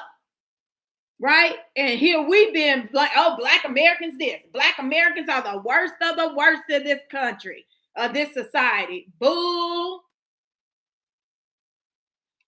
Sugar honey iced tea. Bull sugar honey iced tea. We are not. We're the most righteous beings in this country. I'm going to say it again. The freedmen are the most righteous beings in this country. And it's time for us to reap our benefits, our rewards, our opportunities, all of that, because it's ours. I'm going to keep saying it. Okay, to the next video. This is about the economy. I want to put that in here because people are, oh, Trump ain't about the economy or the country. We are not going to have anything. We're going into a recession, a depression. Oh my gosh. But you all, we have to talk in. We're going to listen to this particular video because they talk about how the Dow is definitely going up. And it's looking good. Yeah, it was just an absolute blockbuster report. You know, we before the numbers come out, we look at the forecast from everybody we can find on Bloomberg. We've looked at 61 forecasts, and this number came in better than every single one of them. Yeah. Not a single economist surveyed by Bloomberg got it right. And the thing that I like to look at, Stu, and you've heard me say this for years and years since I've been on your show, is that we need the near-term trajectory is what's really important. And if you look at over the last 3 months and then annualize it, core inflation is only 1.6% now. And so basically what's happened is, as we predicted throughout this term, that if you really put the pedal to the metal on aggregate supply, then that's going to put downward pressure on prices. And that's what we're seeing. So we've got high growth and we've got core inflation running at 1.6% if you look at the last quarter. And I think that's about where we should be. And don't forget, that's where we were last time. In President Trump's first term, we were growing in the 3% range and we had inflation in the 1% range. And it looks like that's where we are again. So I think that I'm not saying we're going to declare victory yet on the price problem, but this is just astonishingly good CPI report. Yeah. Okay. I hope I didn't switch too early. Okay, so you heard him state that the economy is now in a better shape than anticipated. Most of the economists are shocked when you heard Trump speak about the tariffs and how impactful the tariffs are for this country and how he's already seen the differences in the economy. So it is happening. Age. He talks about the golden age. Are we going to be a part of the golden age, or are we going to sit back and say, oh, you know what? We should have our Black leadership in position saying these things. Guess what? They're not going to. They're not going to. Let's get over it. We are it. We are the leadership. We are the politicians right now. The grassroots. I'm going to say it. I'm going to say it again. The grassroots. hold on, that's my next video. The grassroots are the politicians, or we're the ones speaking for our people right now. The freedmen. It's us. The freedmen must step up and speak and let this administration know exactly what it is that we desire, need, or want for our people, our masses, right? Not these politicians. They've gone rogue. They're all about immigrants and immigration. They have a specific policy that they're adhering to, and it means removing you as the American. Has nothing to do with representing you at this point in time. It is very obvious. So this next video is of the president talking about how he is going against these big health insurance companies, right? We know that health insurance has been a major topic for us, especially. A lot of us would go to a doctor or, have health care and checkups and things of that nature if, one, we felt more comfortable being in those healthcare spaces with beings. And then, two, making sure that, we could afford it. And he is now going after these healthcare companies. I am in the healthcare business. I am excited about it because I think that, there's no reason why we should not, in this day and time, have healthcare. And I'm all about us reconstructing our healthcare where we have doulas, we have midwives, we have centers for women, the birthing centers for our women. I'm all about you all separating. When I say separate, delineate, ethno-aggregate, we have our own hospitals. We have our own birthing centers. We have our own midwives and doulas. And I will say this, my mother made sure she let me know she was not born in a hospital. And my mother is almost 80 years old. She had a midwife. Okay. I've spoken about that before and I'm going to say it again. So I'm excited about this and what Trump is doing. And he's stating this for the Americans and you all, freedmen. This again, it offers us the opportunity to make sure we set up and establish our own, right? Our own hospitals, our own birthing centers and doulas and midwives. That's where I'm at. That's where I'm at. That's what I foresee happening, right? As a part of us going into the next 250 years that the president was talking about. Okay, so I'm going to show this video and then we're going to come back and I'm going to show another video of what former President Biden was compared to what this president is doing and saying when we talk about the freedmen. The Black Americans, the only Black people in this country. So, okay, I'm going to share this and then we're going to get to the other one. The gigantic health insurance companies that have gotten rich on billions of dollars of money that should go directly to the people. The money should go to the people. That's you. So they can buy their own health insurance, which will give far better benefits and it will be far better health insurance. The current Unaffordable Care Act was created to make insurance companies rich. It was bad health care at much too high a cost. And you see that now in the steep increase in premiums being demanded by the Democrats, and they are demanding those increases, and it's their fault. It is not the Republicans' fault. It's the Democrats' fault. It's the Unaffordable Care Act, and everybody knew it. Again, I want the money to go directly to the people so you can buy your own health care. You'll get much better health care at a much lower price. The only losers will be insurance companies that have gotten rich and the Democrat Party, which is totally controlled by those same insurance companies. They will not be happy, but that's okay with me because you, the people, are finally going to be getting great health care at a lower cost. Okay. Oh. I'm sharing, and you heard it from the president. This is a part of moving into the golden age. We're going to make sure we have health insurance, or we are able to choose what type of insurance that we want for our families, and the cost is not so astronomical where you have to decide, am I paying my mortgage or am I going to pay my health insurance? And, I have to say this is huge, because in health insurance, a great deal of us that are pretty healthy, majority of our lives, right? We're pretty healthy. We're still paying into the insurance. And then when you have a minor surgery or a minor injury, an incident, you're having to come out of your pocket like lots of money, right?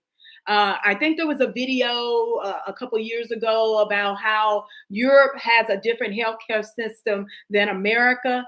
And I've been in Europe. I've had a medical emergency while I was in Europe. And I will tell you, it was the best experience. I did not have to set another appointment for another appointment for another appointment, get all of this medication. Didn't happen that way. They were able to, I was able to go into this doctor. They were able to determine what was going on with me in that moment and gave me medication before I even left Europe. And I was feeling so much better before I even left Europe at that time. So I do know that their healthcare in Europe is good. It is good. And they don't pay as much as what we pay. And if I could find that video, I would love to find that video where they're interviewing all of these Europeans about their health care. And they realize that America's healthcare system is totally broken. But at the same time, it was costing so much money for Americans, and their health care was 10 times better, and they were not spending as much money in healthcare. So I think that is another great agenda coming from the president, and being involved in healthcare. I'm all about us making sure that we're able to afford, not only when I look at healthcare, I'm also talking about mental health. Mental health is huge. And I'm all about making sure that going into this new golden age, that we're understanding that mental health is very important for our wealth. You don't have wealth. You don't have mental health, you don't have wealth.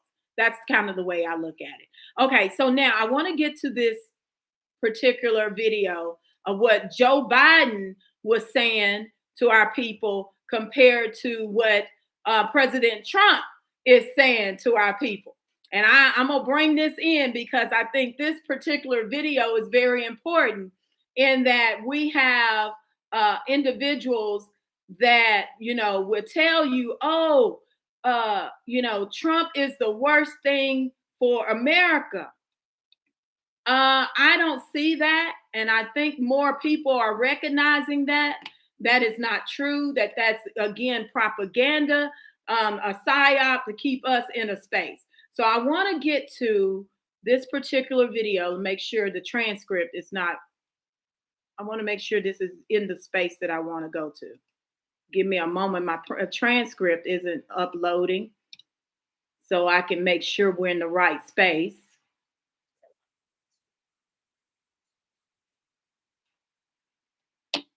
Hold on, let's see. And then we're gonna play. Let's see. Why my transcript is not working? I want the here we go. Maybe we got it now. I want to see the transcript so we can make sure that we're in the right space, and then I can give you all the number and where you can go back and you can listen to this as well. So let's see. I will share my screen. I hope it uploads and we can hear exactly what's being said here. I'm gonna play a couple minutes. I have played this video in the past. I'm going to continue to play this video to show the differences in the administration and how they engage with us as freedmen compared to the last administration. I think it's very important for our people to remember this and keep it on rotation. Okay, so let's see if this is the correct. 44. Okay, I think y'all can see my screen. You see how it's a little slow. but I want us to go to the 44 mark. And I want you to hear what this administration, the last administration, which is the Biden-Harris administration, and what they were saying we need to do as the freedmen. Let's see. I want to make sure. Okay, so here we go. We're going to go to about the 44 mark. And then you're going to hear what this former president says compared to our sitting president right now.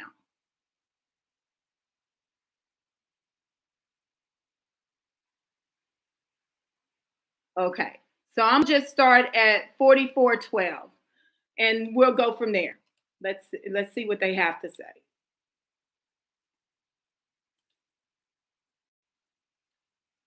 Okay, I thought I started. Let's see. Let's play. Requires your voice.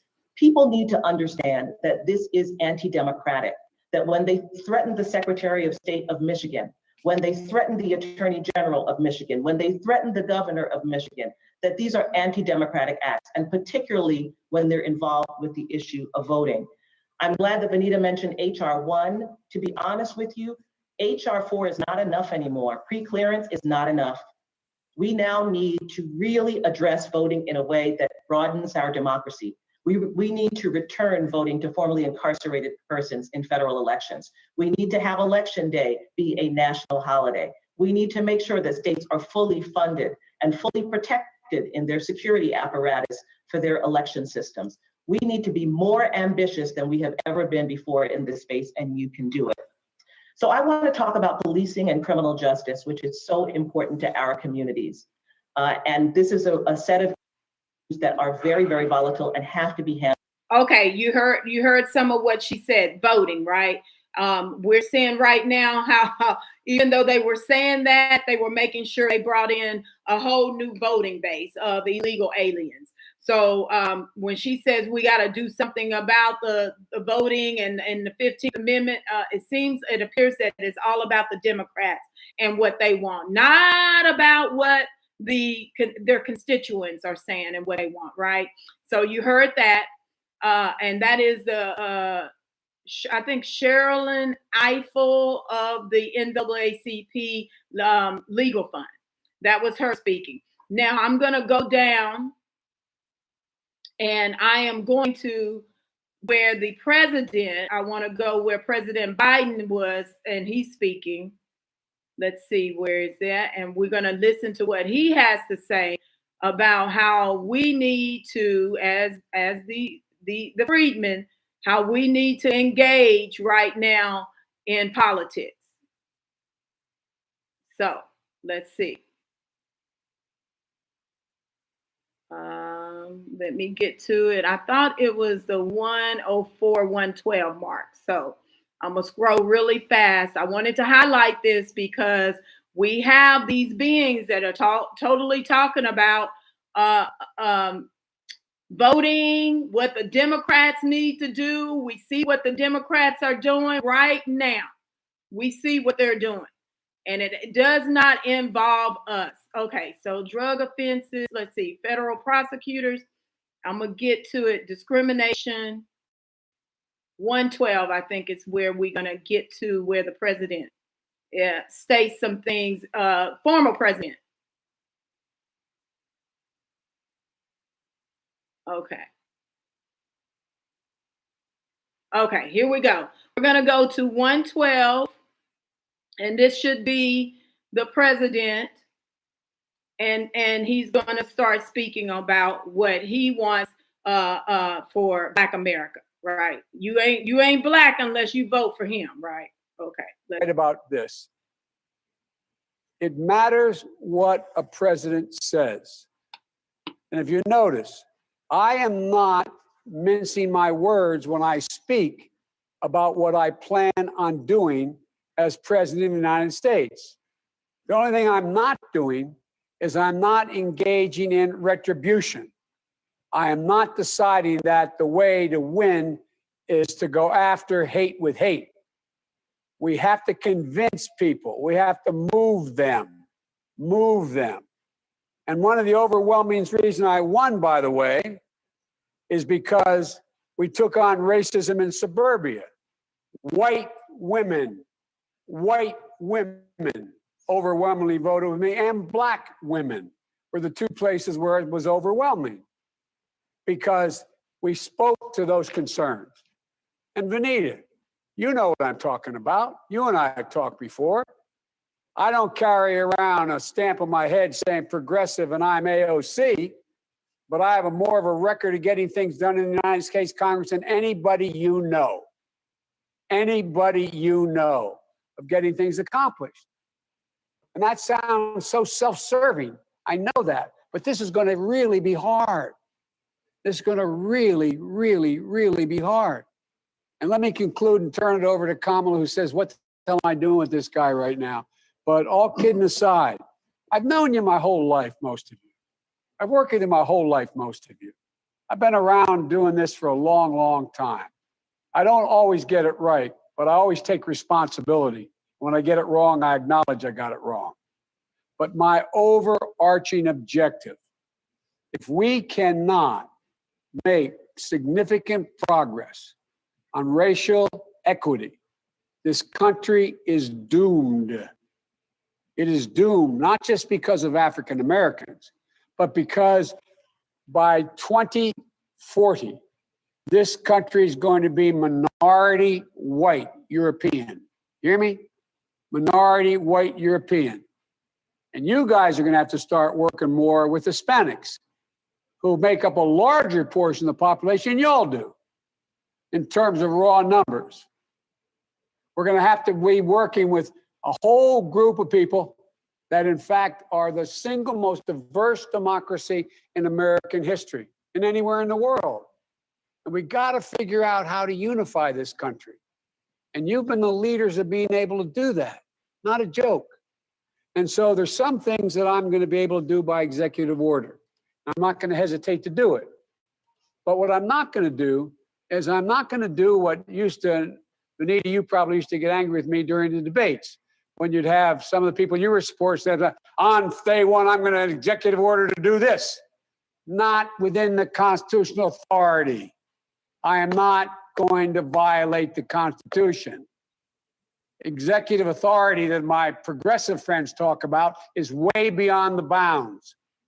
And as one of you said, maybe you, Reverend now, well, whether it's far left or far right, there is a Constitution. It's our... Okay, all right.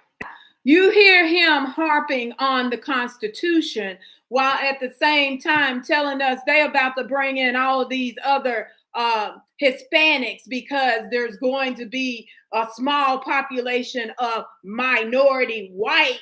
So we're going to bring in these other part Europeans that we made in Latin America, South America, and we're going to bring them in here over you. And you got to learn how to deal with them besides of us. I don't think so, Biden. This is why I'm loving President Trump. Yeah. Go Trump. Go Trump. Americans first. All right. You all know that a lot of those Hispanic Latinos come from various areas and they all get grouped under, again, race. Race is a social construct in America that was created to harm and injure the freedmen. It's not real. It's pseudoscience. Most Hispanic Latinos come from various other areas and their numbers aren't bigger than ours. When you look at how many Hondurans are here, how many Venezuelans are here, how many Mexicans. Now, we know they crossing the border and we can denaturalize them anytime. And they gave them amnesty in the 80s, but we're not doing this again.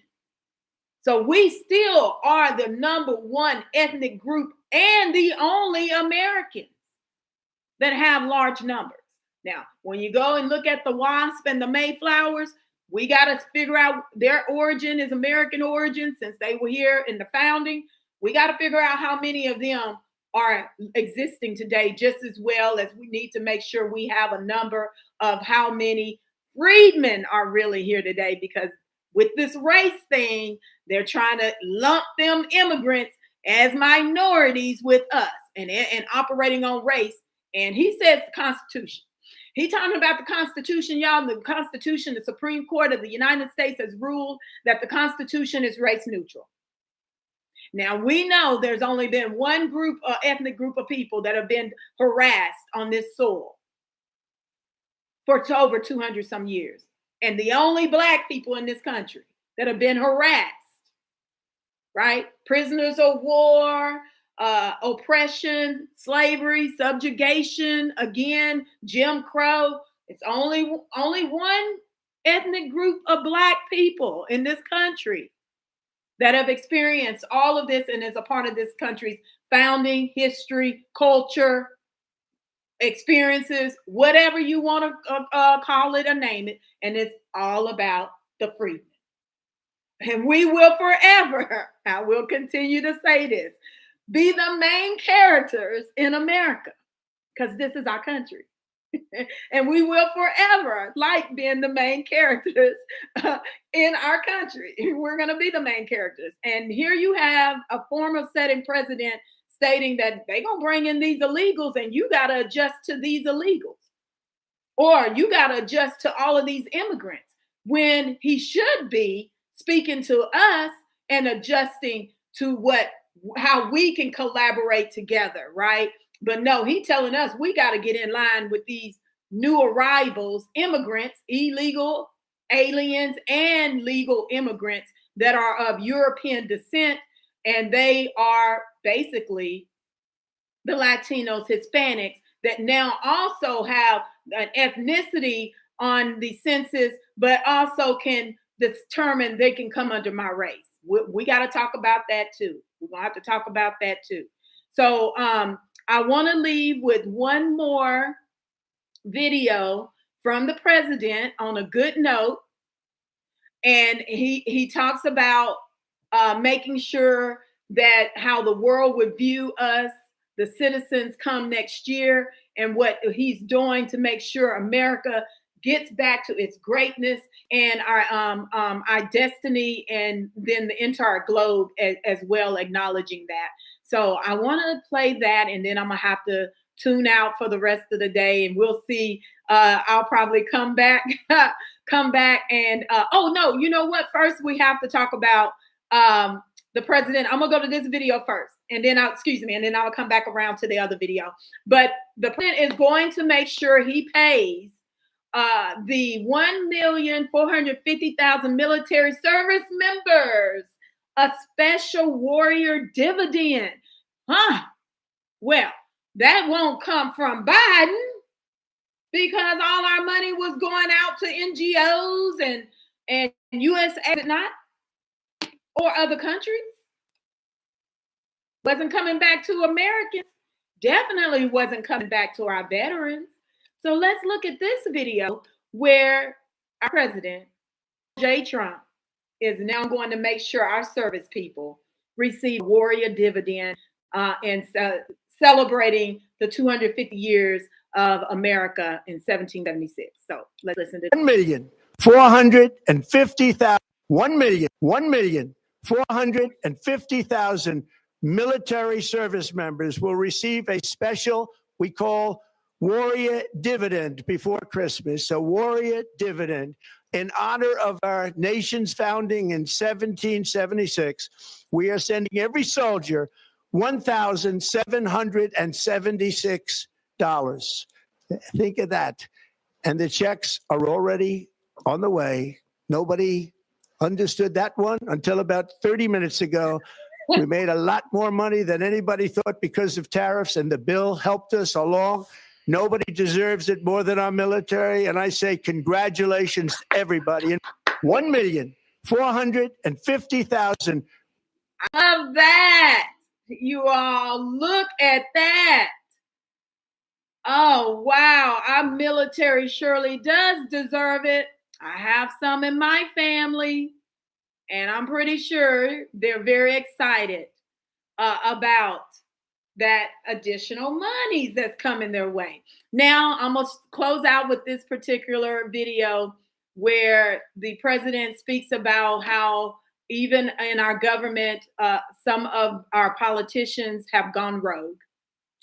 And what they're doing in destroying, making sure they destroy America as we know it. But we cannot, as freedmen, we're not going to allow that to happen. You can't destroy us.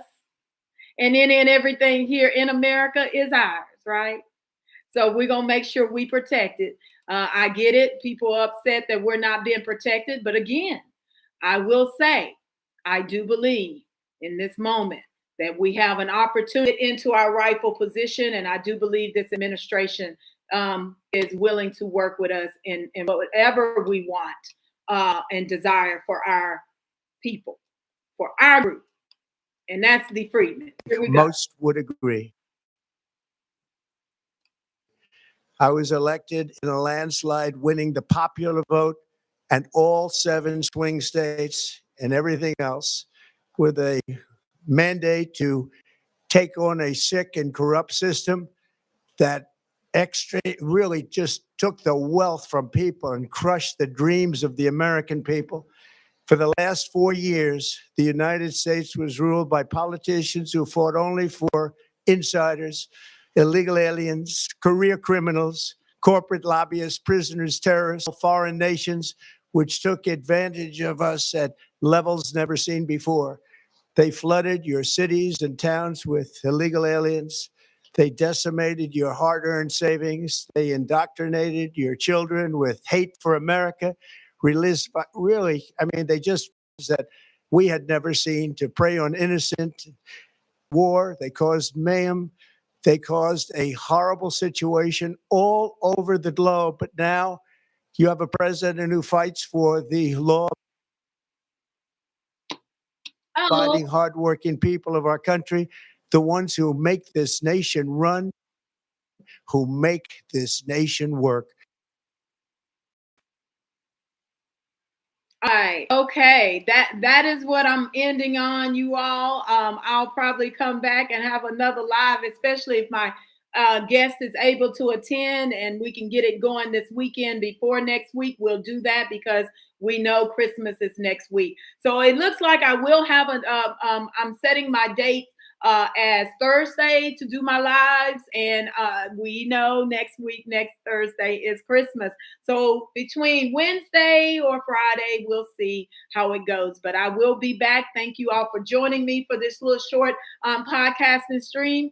And we're going to continue to talk about the 14th Amendment, we're going to continue to talk about freedmen, the 14th Amendment, and immigration and its impact on our community today. So with that, I'm going to sign off. Until the next time, love, peace, happiness, and reparations.